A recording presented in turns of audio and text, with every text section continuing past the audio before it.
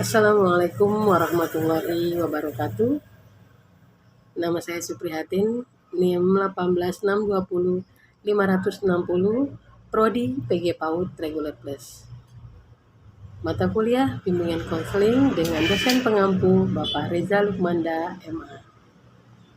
Kali ini saya akan memberikan video tentang studi kasus bimbingan konseling pada anak usia dini.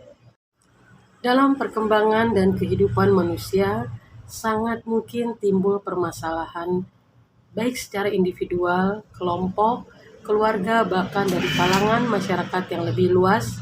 Untuk itu perlu adanya bimbingan sebagai suatu usaha pemberian bantuan yang diberikan baik kepada individu maupun kelompok guna memecahkan masalah yang dihadapi. Salah satu hal penting yang perlu diperhatikan dalam memberikan bimbingan adalah memahami individu atau peserta didik secara keseluruhan, baik masalah yang dihadapi maupun latar belakang, sehingga peserta didik yang diharapkan dapat memperoleh bimbingan yang tepat dan terarah.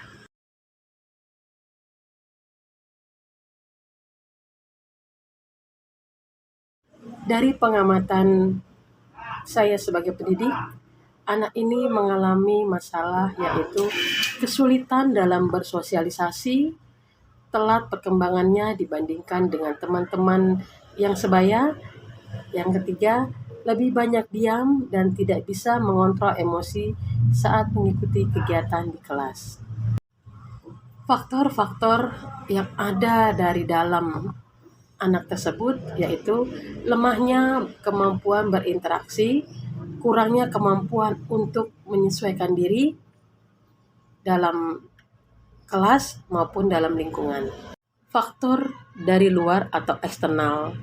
Yang pertama dari faktor keluarga. Ayah dan ibu dari NA ini, dia berpisah dari anak ini kecil. NA ini diurus oleh seorang nenek. Dari kecil, anak ini tidak pernah diberikan perhatian khusus kepada kedua orang tuanya karena bisa dikatakan anak ini broken home. Yang kedua, faktor ekonomi. Karena orang tua ini sudah berpisah dan meninggalkan anaknya hanya diasuh oleh seorang nenek, bisa juga menyebabkan anak menjadi minder bergaul dengan teman-temannya, termasuk NA, kadang tidak bisa mengendalikan emosinya di dalam kelas. Apabila dalam belajar dia kesulitan, dia acap kali menangis dan melempar barang-barang yang ada di sekitarnya. Prognosa dari kasus tersebut, maka NA sedang mengalami masalah yaitu kurangnya motivasi untuk belajar karena tidak mendapatkan perhatian dan kasih sayang yang penuh dari kedua orang tuanya. Dari rumusan jenis bentuk masalah yang sedang dihadapi oleh NA, maka dibuatlah alternatif yaitu berupa tindakan bantuan seperti diberikannya motivasi yang cukup dan juga kasih sayang kepada NA baik dari pendidik, teman sekelas di sekolah maupun orang-orang yang terdekat di sekitarnya. Terutama sekali yang paling berpengaruh adalah dari pihak kedua orang tuanya di rumah. Ada beberapa cara menanganinya dalam kasus NA ini. Yang pertama yaitu tahap yang pertama yang dilakukan adalah dengan cara pendekatan secara pribadi terhadap NA dengan menanyakan bagaimana keadaan orang tuanya di rumah, perhatiannya, kasih sayangnya kepada NA, sehingga ia mampu bercerita dan terbuka pada gurunya tentang apa yang dia rasakan saat ini. Yang kedua adalah tindak lanjut. Saat kita sudah mengetahui cerita dari anak tersebut, untuk mengatasi masalah yang dihadapinya adalah tindak lanjutnya, guru harus lebih sering berkomunikasi dengan NA, orang tua, dan bekerja sama untuk melihat perkembangan NA selanjutnya. Yang kedua, orang tua harus memberikan perhatian lebih kepada NA agar tidak lagi menutup diri kepada teman-temannya baik itu di sekolah ataupun di lingkungan rumah. Dan tidak lagi malas belajar, dan kita harus terus memberikan motivasi untuk belajar. Yang ketiga, memberikan motivasi agar NA bisa mengontrol emosinya di sekolah saat dia tidak bisa mengikuti pelajaran di sekolah atau tidak bisa menerima apa yang dia inginkan. Cara menanganinya dalam bimbingan dan konseling ada beberapa poin. Yang pertama, layanan bimbingan belajar. Dalam teknik ini, pemberian bantuan dilaksanakan dalam bentuk face-to-face antara pendidik dengan NA, dengan tujuan untuk membantu memecahkan masalah dari kasus NA agar NA bisa membuka diri dan mau bersosialisasi dengan teman-temannya, agar NA mulai memperhatikan saat proses pembelajaran berlangsung di sekolah. Yang kedua, layanan konseling individual. Layanan ini memberikan konseling dalam proses belajar melalui hubungan khusus secara pribadi untuk mengetahui perkembangan NA dan mengentaskan permasalahan yang dihadapinya. Yang ketiga adalah kerjasama dengan orang tua.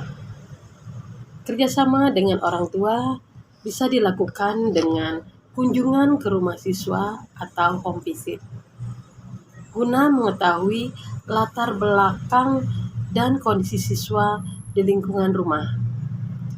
Komunikasi dilakukan dengan orang tua, terutama dengan ibu, agar memberikan perhatian khusus kepada NA dalam kaitannya dengan proses belajar di rumah agar anak termotivasi dan punya kesadaran belajar secara serius atas dasar keinginannya sendiri. Yang keempat adalah langkah evaluasi dan follow up.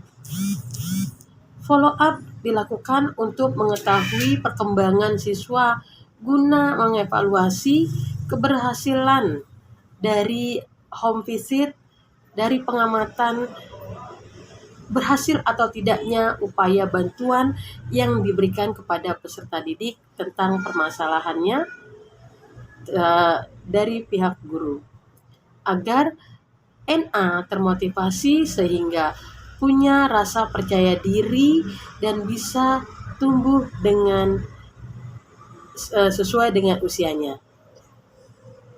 Kesimpulan dari studi kasus ini adalah dari pengamatan yang dilakukan oleh pendidik dengan menggunakan metode observasi dan wawancara, maka dapat disimpulkan bahwa NA mengalami masalah keterlambatan dalam menangkap pembelajaran, sulit berinteraksi dengan teman sebayanya, mudah emosi, dan kemampuan belajarnya di bawah rata-rata.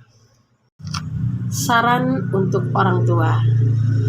Untuk mendapatkan hasil yang maksimal dalam memecahkan masalah ini, perlu kerjasama semua pihak yang terkait. Di antaranya terutama orang tua, guru, teman-teman NA, dan NA sendiri. Dan perlu memberikan masukan kepada NA, antara lain untuk lebih berusaha dan semangat dalam belajar, untuk lebih sering lagi bermain dengan teman sekelas, menjalin komunikasi, lebih sering berkomunikasi dengan teman, dan jangan pernah takut atau malu untuk bertanya kepada guru apa saja yang tidak NA mengerti.